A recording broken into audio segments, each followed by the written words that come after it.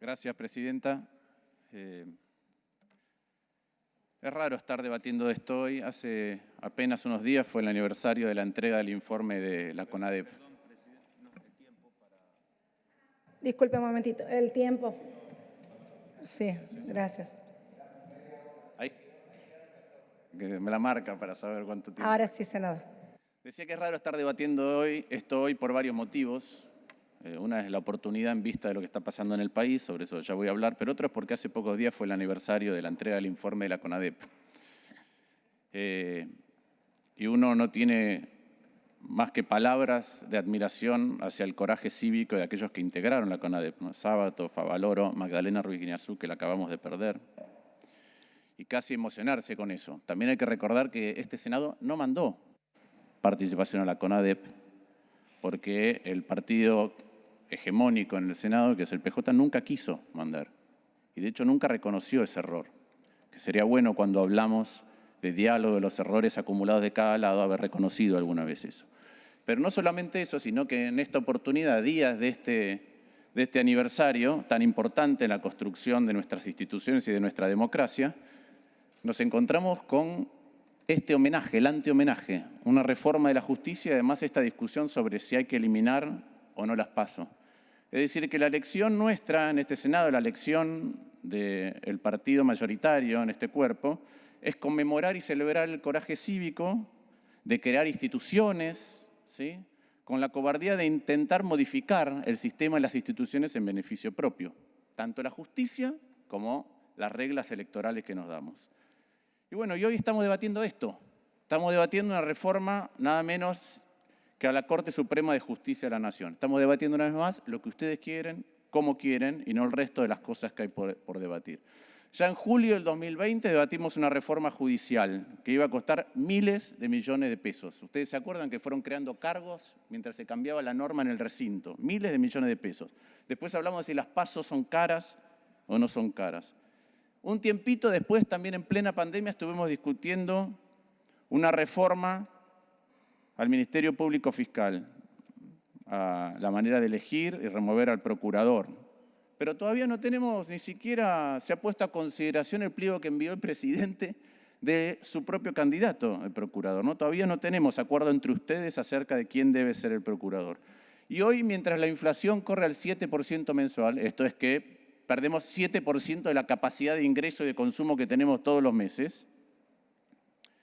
Es decir, crece la inflación, los precios se elevan a un ritmo de 135% anual, récord desde la hiperinflación de fines de los 90. Nuestro debate consiste en ampliar la Corte Suprema de Justicia de la Nación. Y después hay convocatorias al diálogo, pero mientras hay convocatorias al diálogo, hay que desenmascararlas, porque la verdad es que vamos a tratar a una ley sin ningún tipo de consenso de la reforma de la Corte Suprema de Justicia de la Nación, una institución fundamental de nuestra vida como sociedad, y también se está debatiendo sottovoce esta reforma a las PASO, a la eliminación de las PASO, es decir, a la manera en que elegimos, nada más ni nada menos. Pero no es solo el timing, no es solo lo que le pasa al país lo que hace que esta reforma no sea apropiada, que no sea correcta, sino que es el contenido. No es ni ahora ni nunca el tiempo de esta reforma. Y voy a repasar algunos de los argumentos que se han dado y que están en los fundamentos y que han tenido lugar en el debate en comisión. Primero, se ha dicho, lo dijo el miembro informante, que los ciudadanos necesitan una mejor justicia. Sí, claro. El nivel de desprestigio de la justicia en la Argentina es enorme. ¿Por qué? Porque no es ágil, porque no responde en tiempo y forma, porque no es justa. Una justicia que llega tarde y mal no es justicia. Ahora, ¿esta es la justicia que usan los ciudadanos, la Corte Suprema de Justicia de la Nación? Es decir, ¿el ciudadano de a pie accede a la Corte Suprema de Justicia de la Nación? Miren, salvo contadísimas excepciones de las cuales voy a hablar después, no. Esto resuelve, por ejemplo, que en el fuero civil tardamos en promedio 3 años y 7 meses en tener sentencia, que las sentencias pueden tardar hasta 8 años. No. Resuelve entonces la adopción más sencilla, divorciarse de manera más sencilla, dar respuesta taxativa, contundente a tiempo frente a la violencia de género, a la violencia doméstica. No. ¿Resuelve las cuestiones de índole de fuero comercial? Tampoco. Realmente ¿A quién de los ciudadanos de a pie, a cuántos de los ciudadanos de a pie le mejora este funcionamiento de la Corte Suprema que proponen la vida? ¿Sí? La verdad es que ninguno. El segundo argumento es que otros países tienen cortes de muchísimos miembros. Entonces se citó España, Francia, Chile, dijeron 30, 80 miembros, 100 miembros, pero esas no son cortes supremas. Si uno googlea, si lo único que uno hace es googlear, va a encontrar Corte Suprema y después ve el nombre, pero no son Cortes Supremas de nuestro sistema, son equivalentes a lo que es una Cámara de Casación. No son Cortes Supremas, juegan otro rol, interpretan el Código Civil y el Código Penal, pero no hacen lo que hace nuestra Corte Suprema, que es el control de constitucionalidad. No hacen eso. Si ustedes se fijan y ven países federales con Cortes Supremas que hacen control de constitucionalidad, no van a encontrar ninguna con 25 miembros. Tiene Alemania 16, México y Brasil 11, Estados Unidos y Canadá 9, Australia 7. El promedio de eso da 10. Y ustedes están debatiendo en el recinto si 25 o 15, es decir, están pensando si agregar un número de miembros equivalente al promedio de lo que tienen los tribunales que hacen control de constitucionalidad en los países federados. Hay un ejemplo. En los fundamentos ustedes pusieron que Alemania tiene 10, no, Alemania tiene 16. Hay un país que tiene 34, pero es India. Es la democracia más grande del mundo y además con complejidades sociales que no tiene la Argentina. En segundo lugar, esto de que la diversidad de género, realmente ya lo dijo la senadora Ávila, si quieren diversidad de género, empiecen por reemplazar a Hayton de Nolasco. Y además revisen a quienes nombraron ustedes a lo largo del tiempo en la Corte Suprema. Revisen los nombramientos de Cristina, los postulantes de Cristina. No hubo mujeres. ¿Sí? Entonces, este es un pobre argumento a la hora de eso. Ni que hablar del tema federalismo. ¿Sí? De los miembros actuales de la Corte Suprema tenemos 2 santafesinos, un cordobés, y antes teníamos una bonaerense y un porteño. Entonces, no sé qué es lo que hay que corregir en especial de esta Corte en ese sentido. Pero además voy a ir un punto más profundo con el tema del federalismo. ¿Qué es el federalismo? Porque si no parece que mentamos al federalismo, pero no reflexionamos sobre lo que es el federalismo. El federalismo es que cada territorio, es decir, en la Argentina cada provincia, se autogobierne en determinadas áreas y ceda poder al Estado federal en otras áreas. ¿En cuáles? En las que determina la Constitución. Ok. En el gobierno federal, las provincias están representadas. ¿Dónde? En este cuerpo, en el Senado. Eso es lo que dice la Constitución. La Constitución no prevé ningún requisito para ser miembro de la Corte Suprema que tenga que ver con la regionalidad. No prevé nada. En segundo lugar, con respecto a esto, y creo que es lo más importante, se argumenta que la Corte Suprema recibe 25.000 causas, pero que no las trata, que rechaza gran parte de los recursos. Gran parte de esos recursos, rechazar parte de esos recursos, implica confirmar las sentencias provinciales. Cuando hay una sentencia en un tribunal, en la provincia, y la Corte Suprema no lo toma, está confirmando la sentencia de la provincia, está reafirmando el federalismo.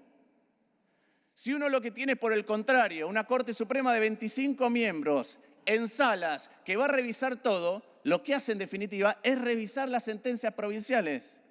Eso es unitario, no federal. Es exactamente lo contrario de lo que están diciendo. ¿Quieren mejor justicia? Afiancemos las justicias provinciales, mejoremos las justicias provinciales, que sean más ecuánimes, que sean más veloces, que sean menos corruptas, que sean más previsibles.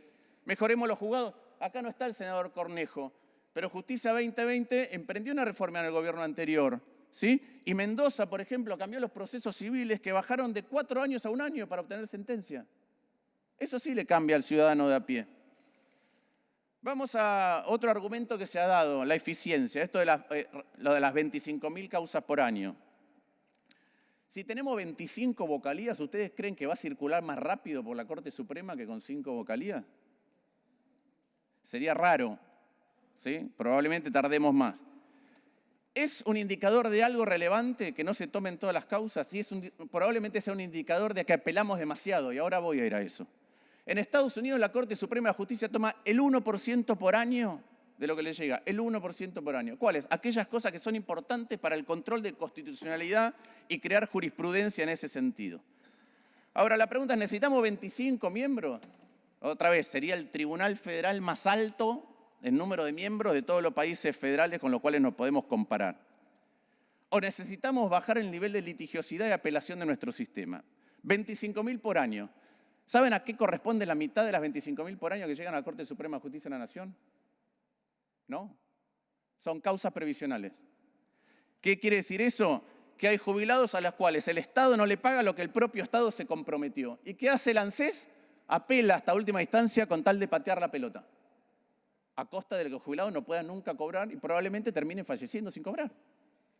Entonces, la mitad de los 25.000 la genera el propio Estado. De hecho, la genera el propio Poder Ejecutivo Nacional a través de ANSES. El 13% de las causas son de la justicia ordinaria de la Cava. ¿Quieren acelerar los procesos? Traspasen, quieren ser más federales y acelerar los procesos, traspasen la justicia a la ciudad de Buenos Aires. ¿Qué es lo que le dice la Corte? Que el sistema político está en mora. Ustedes suman 50 y 13%, es casi 2/3 partes de las causas que llegan a la Corte Suprema. 3.250 casos de esas 25.000 son de la justicia ordinaria de la Cava. Ahora, ¿es solo eso? No. ¿Saben por qué se apela mucho en nuestro sistema? Porque es tan imprevisible la justicia que es una suerte de lotería. Depende de quién te toca, por ahí te sale. Entonces se apela todo el tiempo. Total, me la juego. Si nosotros tuviéramos otro tipo de funcionamiento del Poder Judicial, ¿no? Si, por ejemplo, no llevara 1.300 días nombrar un juez, entre que se abre el proceso y llega hasta acá, 1.300 días. Si no tuviéramos un cuarto de los juzgados sin jueces nombrados. Si tuviéramos una escuela judicial como corresponde.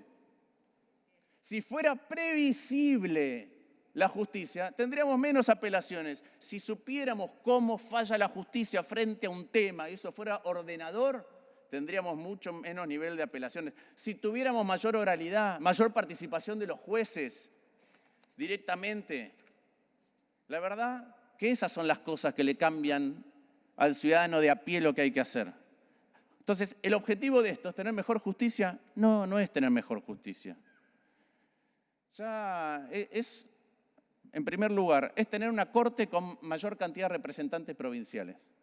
Que como hay muchas más provincias que son del PJ, sin hacer ninguna mea culpa sobre la CONADEP, igual quieren que la Corte Suprema de Justicia funcione partidizándose, que funcione en bandos. Y además lo dijo el propio gobernador Capitanich. Dijo, con esta justicia actual, ¿sí?, este tipo de corte, en lugar de la que queremos, saca fallos como el de Consejo a la Magistratura o nos genera temor de que le restituya a la ciudad de Buenos Aires la plata que le sacamos. Lo dijo el gobernador Capitanich. Y acabamos de escuchar que los argumentos para esta reforma recién de la senadora preopinante son solamente de crítica de cómo funciona esta Corte, en particular en unas pocas causas, lo cual también muestra para qué es que se pretende este tipo de reforma. Esto de tratar de que la Corte Suprema de Justicia también esté dividida en bandos, se partidice. Miren, la Corte Suprema de Justicia en cualquier lugar cumple su función cuando la ciudadanía confía en sus decisiones. Si lo que vamos a hacer es politizarla y politizarla y politizarla, menos confianza en la justicia vamos a tener. Y además, conquistar políticamente la Corte, ¿qué resuelve de nuestros problemas colectivos? ¿Qué resuelve de cómo funcionamos como sociedad? ¿Qué resuelve de nuestro sistema de justicia? ¿Qué resuelve de la tranquilidad de que se va a recibir justicia? ¿Qué resuelve acerca de la dinámica social y económica que puede tener nuestro país? Muy poco. ¿Puede servir para algunos individuos conquistar la Corte? Claro. Puede servir para algún fallo específico, pero no sirve. Y en definitiva tampoco sirve para eso. Voy a dar un ejemplo. Vaya cerrando, ya voy por cerrando, favor. ya voy cerrando, gracias. Sí, por eso. Sí, 14 te digo la anterior. Supongamos, la vicepresidenta dijo gente cercana a la vicepresidenta, que no quiere un indulto. Perfecto. Ahora, si es absuelta por una modificación de la Corte de 25 miembros, más allá del fallo individual, ¿ustedes creen que resolvemos algo de las tensiones colectivas que estamos viviendo? Yo no creo. Nosotros necesitamos una justicia que tenga más agilidad, que sea más cierta y más predecible, que le genere a la ciudadanía no solamente más acceso, sino más confianza en la justicia. Y nada de esto tiene que ver con esas prioridades. Nada de esto va a contribuir a cambiar y mejorar la justicia, sino a echar todavía más dudas sobre cómo funciona la justicia. Es por eso que nosotros vamos a votar negativamente este proyecto. Muchas gracias. Gracias, senador.